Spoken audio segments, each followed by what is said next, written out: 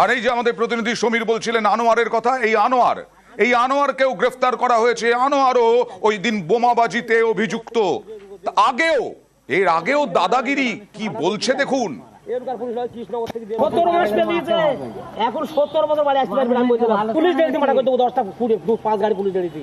আমি যেমন পুলিশকে বলে 20 দিন আসামে আসবে মানা করে দিতে চাইবে। এরকার পুলিশ হয় কৃষ্ণনগর থেকে জেরু ফোন করবে থেকে।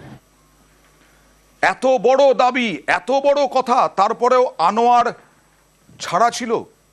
সমীর,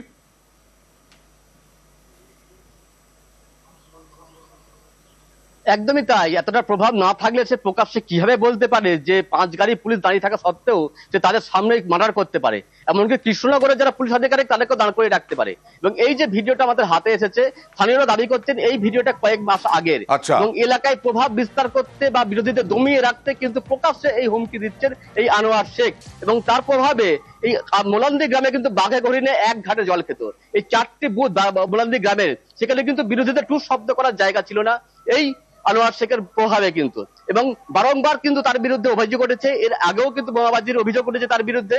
এবং এদিনকে যে ঘটনা ঘটে, আমি আসবো আরো একবার দেখাবো আনোয়ারের সেই ধমকি দেখুন। 70 মাস পেরিয়েছে, এখন 70 বছর বাড়ি আসতে পারবে, আমি বলছিলাম পুলিশ ডেড়িতে মানা করতে 10টা 5 গাড়ি পুলিশ ডেড়িতে। আমি যেমন পুলিশকে বলে 20 দিন আসামে আসবে মানা করে দিতে চাইবে। এরকার পুলিশ হয় কৃষ্ণনগর থেকে জেরু ফোন করবে থেকে। এটাও একটা ভাইরাল ছবি। শরীফুল শেখ, সেও গ্রেফতার, তারও বোমাবাজির ছবি। এর আগেও বোমাবাজি। এই ছবিটা কবেকার? এবং শরীফুল হচ্ছে আনোয়ারের ছেলে।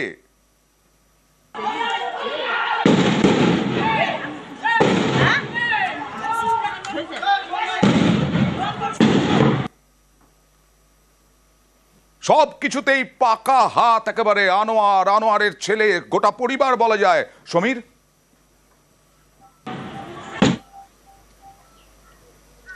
একদমই তাই। সপরিবারে এলাকায় রীতিমতন দাদাগিরি মস্তানি সন্ত্রাস চালাতো এই আনোয়ার। তার প্রমাণ এই ভিডিও। এই যে ভিডিওতে দেখা যাচ্ছে সেখানে আনোয়ারের 2 ছেলে, তাদেরকে দেখা যাচ্ছে তারা কিন্তু রীতিমতো বোমা ভর্তি বালতি নিয়ে রীতিমতো সেখান থেকে বোমা ছুটছেন। একজনের নাম আশরাফুল, এই শরীফুলকে কিন্তু পুলিশ ইতিমধ্যে গ্রেফতার করেছে এবং আশরাফুল পলাতক। এই যে ভিডিওটা আমাদের হাতে এসেছে সেটা সদ্য পেয়েছি, কিন্তু এই ভিডিওটা স্থানীয়রা দাবি করছেন গত পঞ্চায়েত ভোটের আগে এলাকায় সন্ত্রাস সৃষ্টি করার জন্যই কিন্তু ঠিক এই ভিডিওটা প্রকাশ পেয়েছিল। এবং সেই সময় কিন্তু এরা বোমাবাজি করেছিল এবং এই বোমাবাজিতে মদত দিয়েছিল আদর্শ শেখ, যে কিন্তু প্রথম দিনই পুলিশের হাতে গ্রেফতার হয়েছে। এবং এর পাশাপাশি এই আনোয়ার শেখের 2 ছেলে, তারা কিন্তু এই বোমাবাজিতে দেখা যাচ্ছে তারা হাতে বালতি নিয়ে ছুটছে রীতিমতো এবং সেখান থেকে বোমা নিয়ে ছুটছে। এবং এই যে ভিডিওটা সেটা পঞ্চায়েত ভোটের আগেকার মুহূর্তের, এবং পঞ্চায়েত ভোটে এলাকায় দাপত্য রাখার জন্যই, এত প্রভাবশালী হয়ে উঠেছিল, এত মাথা, একেবারে বলা যায় যে যা খুশি তাই করতে পারি, এরকমটা হয়ে গিয়েছিল যে এই তামান্নাকে খুন করতেও পিছপা হলো না এই আনোয়াররা।